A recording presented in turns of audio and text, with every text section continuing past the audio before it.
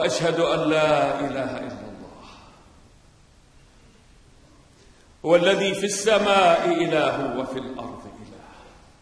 وأشهد أن سيدنا وحبيبنا وقائدنا وقدوتنا ومعلمنا وزعيمنا وشفيعنا محمدا عبده ورسوله. اللهم فصل على نبينا محمد ما ذكرك وذكره الذاكرون الأبرار، وصل على نبينا محمد ما اختلف الليل والنهار، وصل على نبينا محمد وعلى أهل بيته الطيبين الأطهار، وصل على نبينا محمد وعلى المهاجرين والأنصار. وارض اللهم عن بقية الصحابة والقرابة والتابعين ومن تبعهم بإحسان إلى يوم الدين. أوصيكم عباد الله بتقوى الله وطاعته ولزوم أوامره وكثرة مخافته. إن الله مع الذين اتقوا والذين هم محسنون. أما بعد، قبل البدء نهنئ أنفسنا جميعا بالذكرى التي مرت قبل يومين أو ثلاثة، ذكرى مولد حبيبنا وشفيعنا محمد صلى الله تعالى عليه وسلم. ونرحب بإخواننا الضيوف الذين جاءونا من مدينة الصدر ليبلغوا أهل الأعظمية التهنئة بهذه المناسبة. وباسم أهل الأعظمية، بل وباسم الحضرة الحنفية من هذا المكان، بل وباسم المجمع الفقهي العراقي لكبار العلماء للدعوة والإفتاء، والذي هو مرجعية أهل السنة والجماعة اليوم، بل وباسم أهل السنة والجماعة نقول مرحبا بإخواننا. المولد يستحق منا وقفات ووقفات، لأن رسول الله صلى الله عليه وسلم بفهم الكتاب الذي أنزل عليه والحق الذي نطق به صلى الله عليه وسلم ومعاني سيرته نستطيع أن نرجع مرة أخرى كما صنعنا الله عز وجل أول الزمان ببعثته خير أمة أخرجت للناس. وعندما يضيع الدين، يضيع الكتاب، تضيع السنة، ننسى السيرة، نتخبط مرة نحو الشمال ومرة نحو الجنوب، مرة شرقية وأخرى غربية، دون أن نحكم المسير ونوجه البوصلة بالاتجاه الصحيح إلى الله عز وجل. لذا نحن بحاجة إلى إحكام اتجاه البوصلة أولا، ثم السير خلف هذه البوصلة لنصل إلى بر الأمان في الدنيا قبل الآخرة. ما يجري اليوم في واقع أمة الإسلام في العراق، في سوريا، في ليبيا، في اليمن، في بورما، في فلسطين، في مناطق كثيرة، مر في غاية المر. وصلنا إلى حالة هي قعر المأساة. المخرج من هذا الوضع كتاب الله يهدينا، ومحمد صلى الله تعالى عليه وسلم قدوتنا، من شعار إلى واقع، من سياسة إلى تطبيق. أن نقول محمد قدوتنا، محمد صلى الله عليه وسلم يجمعنا، يوحدنا، ونحن نحمل أفكار متصارعة مع منهج محمد صلى الله عليه وسلم في وحدة الأمة وفي بنائها؟ لا، ليس هكذا. لذلك علينا أن نراجع مفاهيمنا. أولا، نحن بنا حاجة كما يقول أهل اللغة إلى عبادة يسيرة جدا لكن مفعولها قوي جدا. نحن بحاجة إلى تحقيق محبة حقيقية إيمانية لرسول الله صلى الله عليه وسلم، لأن حلاوة الإيمان تتوقف على هذه المحبة. فمن الثلاثة التي من وجدهن ذات حلاوة الإيمان أن يكون الله ورسوله صلى الله عليه وسلم أحب إليه مما سواه. الحب الأول في حياتي حب الله، ثم حب رسول الله صلى الله عليه وسلم، ثم حب أهل بيت هذا النبي صلى الله عليه وسلم، ثم حب الصحابة الذين لازموه وهاجروا معه وآووه ونصروه، ثم حب الأمة التي أنتجها هدي الحبيب صلى الله تعالى عليه وسلم. بغير هذا الحب نحن نضيع. بتحقيق هذا الحب نحقق ذاتنا الحقيقية. الحب ليس كلمة وليس عواطف جياشة باتجاهات الأوجاع، لا، الحب الإيماني ضبط البوصلة كما قلت لكم باتجاه الإيمان. في سيرته صلى الله عليه وسلم أعظم الدروس في الحب التي لو فقهناها كما قدمها صلى الله عليه وسلم ما وصلنا إلى هذا الحال. في مجتمع المدينة لما بدأ المهاجرون يتكاثرون في حياته صلى الله عليه وسلم في السنين الأولى، بدأت طائفة من أصحاب القلوب المتحجرة يمكن أن يسمون في المصطلحات الحالية الطابور الخامس، سماهم القرآن المنافقين، بدأوا يتضايقون من هذه الغلبة للمهاجرين قياسا بالأنصار بين سكان المدينة المنورة. في غزوة بني المصطلق في طريق الرجعة حدثت حادثة بسيطة.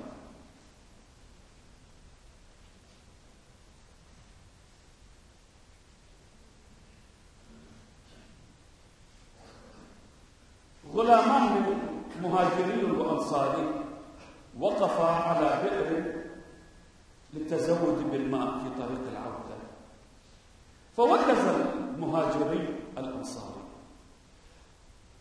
فصاح الأنصاري يا للأنصار، وصاح المهاجرين يا للمهاجرين. خرج الأنصار والمهاجرون فخرج إليهم رسول الله صلى الله عليه وسلم منذ بداية الحدث، قال دعوها فإنها منجية. أنصار مهاجرين يتعصبون ذراعهم البعض وأنا بين ظهرانيكم، دعوا هذا نتن يجب أن تتحرر الأمة عنه، الهوية والولاء والإسلام. والأنصار مسلمون والمهاجرون مسلمون، هكذا هو البناء. العشائر مسلمة، المدن مسلمة، فالانتماء يجب أن يكون للإسلام. ثم أراد رأس النفاق أن يغتنم هذه الفرصة الذهبية بالنسبة له لإقامة تجمع ضد هؤلاء المهاجرين، فقال كلمته المشؤومة السيئة البغيضة: لقد صدق من قال شبع كلبك يأكلك، يعني المهاجرين.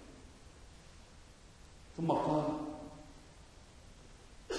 لا تنفقوا على من عندي محمد صلى الله عليه وسلم حتى ينفضوا من حوله. ثم قال: لئن رجعنا إلى المدينة ليخرجن الأعز منها الأذل. يريد بالأذل رسول الله حاشاه صلى الله عليه وسلم والمهاجرين معه، ويريد بالأعز هو وتياره النفاقي. سمع هذه المقولة غلام صغير من الأنصار اسمه زيد بن أرقم، فجاء فأخبر عمه. البناء الصحيح لهذه القلة المؤمنة التي كانت ما زالت قلة يقتضي أن لا يحدث تصرف بعيدا عن القيادة. القرار يجب أن يصدر من هناك. لذلك انطلق عم زيد مع زيد إلى النبي صلى الله عليه وسلم. أرسل النبي صلى الله عليه وسلم إلى عبد الله بن أبي بن سلول: أأنت قلت هذا؟ قال: لا والله ما قلت. وبدأ يقسم الأيمان المغلظة أنه لم يقل هذا. في القضاء الشرعي عندما تقدم بينة شهود تكسب الدعوة. عندما لا يكون معك بينة يطلب القاضي من المدعى عليه اليمين. فلما يلقي اليمين التفت النبي صلى الله عليه وسلم إلى زيد قال: دعوتك مردودة. هو لم يقل هذا. حتى القاضي لا يقضي بعلمه، إنما يقضي بالبينات بالأدلة. ولكن ما عند الله لا يكون بهذه المعلومات المزورة، إنما الحكم عند الله حقيقة. لذلك نزلت سورة كاملة بعد هذه الحادثة. أولا تبرئ زيد بن أرقم، ثانيا تكشف حقيقة هؤلاء، ثالثا تدعو الأمة لوضع سياسة حكيمة في التعامل مع هؤلاء.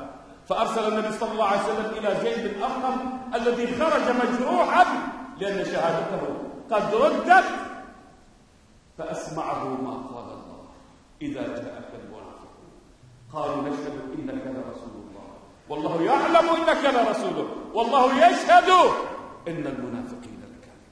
اتخذوا أيمانهم، اليمين الذي أقسم، جنة حاجزا وسترا فصدوا عن سبيل الله. لا، هؤلاء وصلوا إلى حضيض القذارة.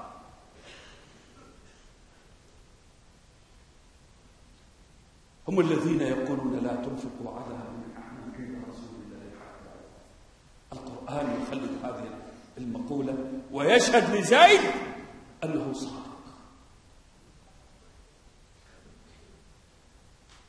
النبي صلى الله عليه وسلم تعامل مع الحدث، يريد أن يبلغ المدينة، هو في الطريق، فأمرهم بالركوب والمسير طوال النهار ثم طوال الليل ثم صدر النهار، هكذا الآخر، هكذا تقول الرواية.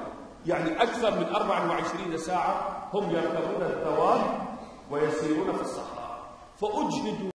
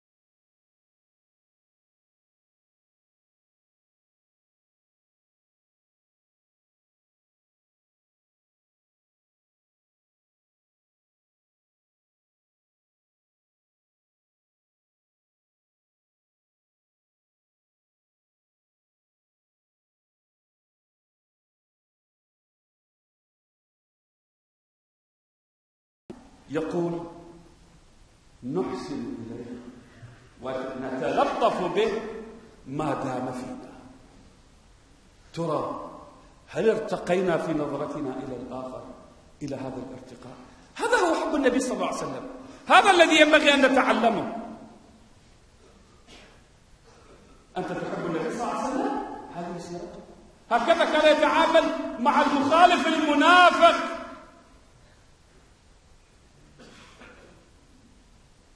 أما اليوم القدح والقذف والكلام البذيء هو الذي يتوجه من المخالف إلى الآخر. نحن نعيش ثقافات عصور نعتقدها دينا، يعني ما زلنا كسنة، طبعا لسنا جميعا نقر بذلك، ننكر أن نكون جميعا نظرتنا هكذا، نسمي الآخر روافض وهم يسموننا نواصب. هذه ثقافة تاريخية مضت، لا ينبغي أن تبقى. والخلاف معهم، هم لهم آراءهم ونحن لنا آراءنا، وكل يحاسب على معتقده. ولقد عاشت الأمة أكثر من 1000 عام على هذا المنهج. لذلك ينبغي أن نعيد النظر في الثقافات التاريخية التي ليست من الدين. لا توجد آية ولا حديث يسمي الشيعة روافض أو يسمي السنة نواصب. هذا التاريخ أحداث معينة حدثت فأطلقت هذه الألفاظ على هذه الجهة أو تلك. والمفروض في المسلم عندما يخاطب الآخر مسلما كان أو غير مسلم يخاطبه بما يحب من الأسماء ولا يثيره أنت كذا، لا. والأمثلة في القرآن كثيرة ولا أريد أن أطيل. المهم نرجع إلى قصتنا. عبد الله خرج من عند النبي صلى الله عليه وسلم بعد أن أخذنا إلى هذه، ما زال في الطريق. عندما وصلوا على المدينة أسرع عبد الله الإبن فوقف على أنقاض المدينة، فلما جاء أبوه قال قف هنا. قال لي؟ قال لا تدخلها حتى يأذن لك رسول الله صلى الله عليه وسلم. والله لأن خطوت خطوة واحدة لأضربن عنقك بسيفي. قال يا ولد أنت ابني أنت البار. قال نعم أنا ابنك وأنا البار ولكن لا تدخل. ليعلم رسول الله صلى الله عليه وسلم أنك أنت الذليل وهو العزيز. هذا هو الإيمان. ألا إن العزة لله ولرسوله وللمؤمنين ولكن الطاغوت الخالص، عملاء الأقاليم، عملاء الدولة الفلانية أو الفلانية، الجهة الفلانية أو الفلانية، لا يعلمون.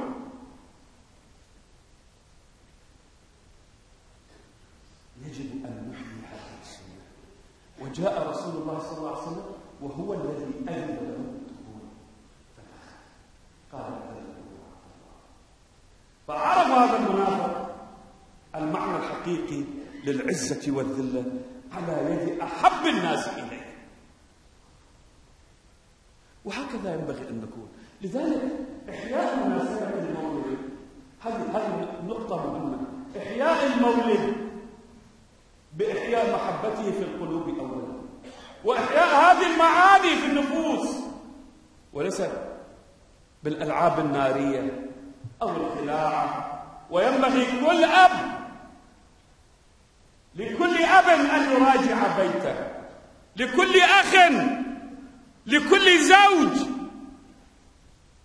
نعصي الله في ليلة مولد رسول الله صلى الله عليه وسلم ونحن نزعم زعما أننا نحب هذه المعصية، تفضح دعوانا، ولو كشفت لعلمنا من هو المحب الحقيقي لرسول الله صلى الله عليه وسلم.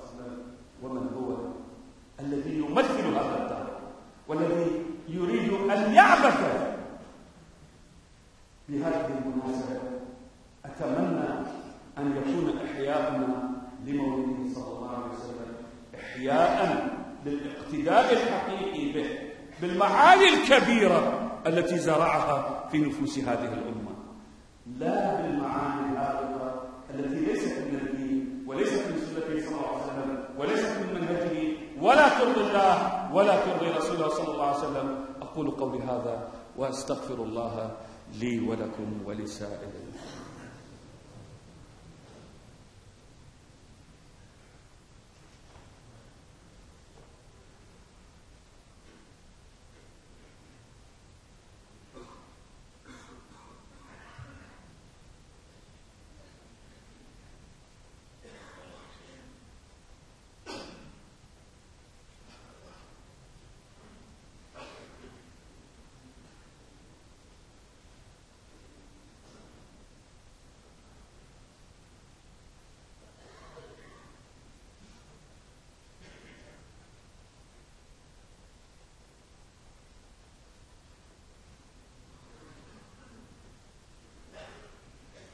الحمد لله والصلاة والسلام على رسول الله وعلى آله وصحبه ومن والاه، أما بعد.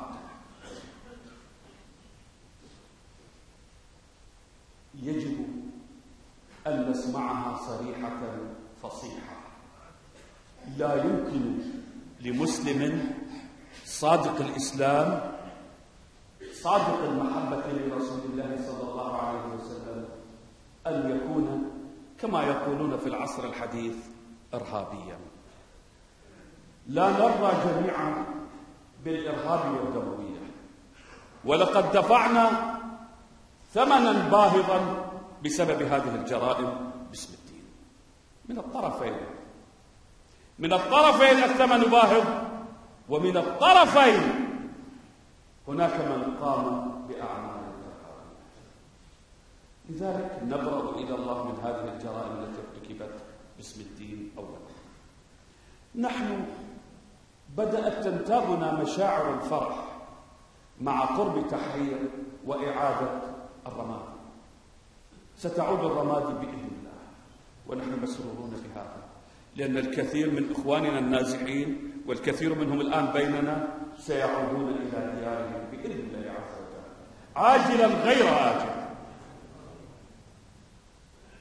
لكن مع هذا الفرح نحن متوجسون أن يحدث في الرمادي بعض ما حدث في تكريت أو بيجي أو ديالة أو بقية المناطق. نحن متوجسون ونخشى أن يتم تفجير بقايا المساجد وبقايا الدور، والمدينة هي بقايا مدينة كما ترونها من خلال التصوير في وسائل الإعلام. إنا لله وإنا إليه راجعون. في الوقت الذي نعلن نحن لسنا مع هذه الدموية، نعلن نحن ينتابنا شيء من الفرح بإعادة هذه المدينة، ونسأل الله سبحانه وتعالى أن يعجل لنا بإعادة بقية المدن، ونبقى متوجسين من بعض الممارسات التي حدثت في بيت تكريت وجلولاء واستهداف المساجد من الوجه الآخر للإرهاب، لأن هذه الطريقة، هذا رد الفعل على هذا الفعل سيولد ردا آخر، وسنبقى نعيش ردودا آخر. يفترض أن نكون عقلاء جميعا ولا نتصرف مثل هذه التصرفات التي هي ردود أفعال أقرب إلى الرعونة منها إلى التدين. التدين لا يقدر بهذا، لأن المساجد لله، ومن أظلم ممن منع مساجد الله أن يذكر فيها اسمه. أيضا أن يبقى أهل الرمادي بعد عودة مدينتهم ممنوعين من دخولها، أيضا هذا نتوجس منه، لأن ما زال أهل يثرب، أهل أطراف بلد، أهل جوف الصخر، أهل قرى كثيرة ومناطق كثيرة في ديالة ما زالوا لم يعودوا إليها، ويطالبون كما ذكرنا في خطبة سابقة بمبالغ باهظة وبحجة واحدة. نتمنى أن يكون في الدولة حكماء ويسمعون هذا الكلام ويعالجون هذه المشكلة لنتجاوزها. لقد طال الزمن ونحن في حضيض الدول. إلى متى نبقى في القائمة الأخيرة في الخير وفي القائمة الأولى في الشر؟ أوسخ مدينة بغداد. الخراب، الفساد المالي والإداري الأول في العراق. لماذا؟